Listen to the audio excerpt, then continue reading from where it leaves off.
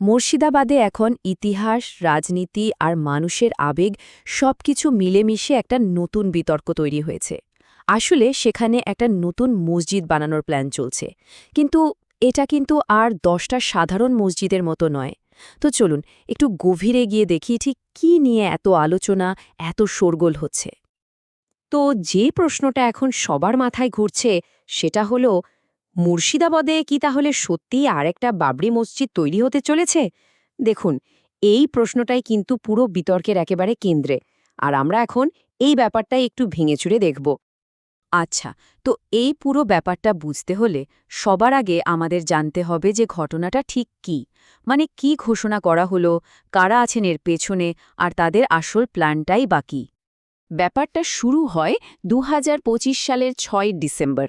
ওই দিন তৃণমূল কংগ্রেসের সাসপেন্ডেড এমএলএ হুমায়ুন কবির মুর্শিদাবাদের বেলডাঙ্গা এলাকায় একটা মসজিদের ভিত্তিপ্রস্তর স্থাপন করেন। আর তিনি এটাকে বলছেন একটা বাবরি শৈলীর মসজিদ, মানে এর আর্কিটেকচার বা ডিজাইনটা হবে বাবরি মসজিদের মতো। এটা কিন্তু কোনো পুনর্নির্মাণ নয়, খেয়াল রাখতে হবে।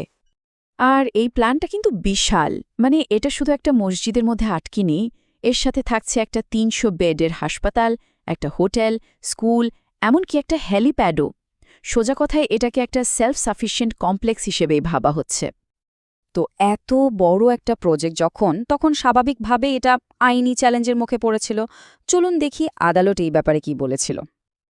দেখুন, এই ভিত্তিপ্রস্তর স্থাপনের অনুষ্ঠানটা বন্ধ করার জন্য কলকাতা হাইকোর্টে একটা জনস্বার্থ মামলা করা হয়েছিল।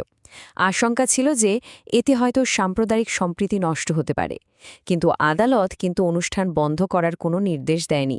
বরং কোর্ট পরিষ্কার করে দেয় যে যদি আইন মেনে কোনো উপাসনাস্থল বানানো হয় তাহলে সেটা বৈধ, আর আইন শৃঙ্খলা সামলানোর দায়িত্বটা রাজ্য সরকারের।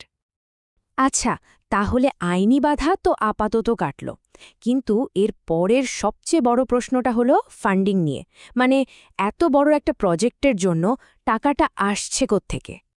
শুনলে অবাক হতে হয় যে একদম প্রাথমিক পর্যায়ে ডোনেশন হিসেবে প্রায় ১,৩০,০০,০০০ টাকা উঠে গেছে।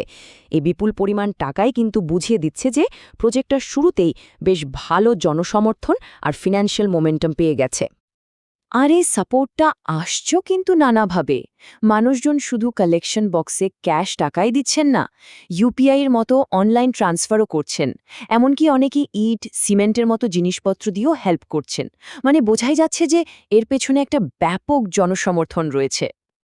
আচ্ছা, টাকা আর আইনি দিক তো গেল, কিন্তু এই বিতর্কের একদম মূলে রয়েছে এর পলিটিক্যাল অ্যাঙ্গেলটা। এই প্রজেক্টটাকে কিন্তু দুটো একেবারে আলাদা দৃষ্টিকোণ থেকে দেখা হচ্ছে। আর এখানেই কিন্তু আসল সংঘাতটা পরিষ্কার হয়ে যায়। একদিকে যারা সমালোচনা করছেন তারা বলছেন এটা একটা প্রেস্টিজ ফাইট, স্রেফ ভোট ব্যাংকের রাজনীতি। এর মাধ্যমে একটা সেন্সিটিভ এলাকায় পলিটিক্যাল ক্ষমতা বাড়ানোর চেষ্টা হচ্ছে। আর অন্যদিকে যারা সমর্থন করছেন তাদের বক্তব্য হল ১৯৯২ সালে অযোধ্যার ঘটনায় মুসলিম সম্প্রদায়ের মনে যে গভীর একটা ক্ষত তৈরি হয়েছিল, এটা সেই ক্ষত সারানোর একটা প্রতীকী চেষ্টা। তো এখানেই সবচেয়ে জরুরি পয়েন্টটা আসছে। আমাদের বুঝতে হবে যে এই মসজিদটা আসলে কি, এবং তার চেয়েও বেশি জরুরি এটা কি নয়। এই যে বাবরি শৈলী কথাটা বলা হচ্ছে, এর মানেটা খুব পরিষ্কার করে বোঝা দরকার। এর মানে হলো মসজিদটার আর্কিটেকচার বা ডিজাইনটা হবে অযোধ্যার আসল বাবরি মসজিদের মতো। এটা কিন্তু কোনোভাবেই অযোধ্যার সেই পুরনো কাঠামোর পুনর্গঠন নয়, বা সেই আইনি লড়াইয়ের কোনো অংশও নয়। আসুন দুটোকে পাশাপাশি রেখে দেখি, পার্থক্যগুলো তাহলে একদম জলের মতো পরিষ্কার হয়ে যাবে। আসল মসজিদটা ছিল উত্তরপ্রদেশের অযোধ্যায়, যেটা ১৯৯২ সালে ভেঙে ফেলা হয়, আর সেটার আইনি নিষ্পত্তি হয় ২০১৯-এ সুপ্রিম কোর্টে। আর এখন যেটা হচ্ছে সেটা হলো পশ্চিমবঙ্গের মুর্শিদাবাদে একটা সম্পূর্ণ নতুন প্রজেক্ট। পুরনো আইনি মামলার সাথে এর কোনো দূর পর্যন্ত সম্পর্ক নেই। তাহলে সব মিলিয়ে ব্যাপারটা কি দাঁড়ালো?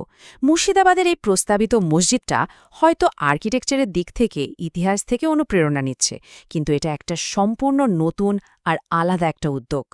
এখন আসল প্রশ্নটা হলো, এই প্রজেক্টটা কি একটা সম্প্রদায়ের ঐতিহ্য ফিরিয়ে আনার প্রতীক হয়ে উঠবে, নাকি এটা বিতর্কের একটা নতুন আগুন জ্বালিয়ে দেবে? এর উত্তর বোধহয় সময় বলতে পারবে।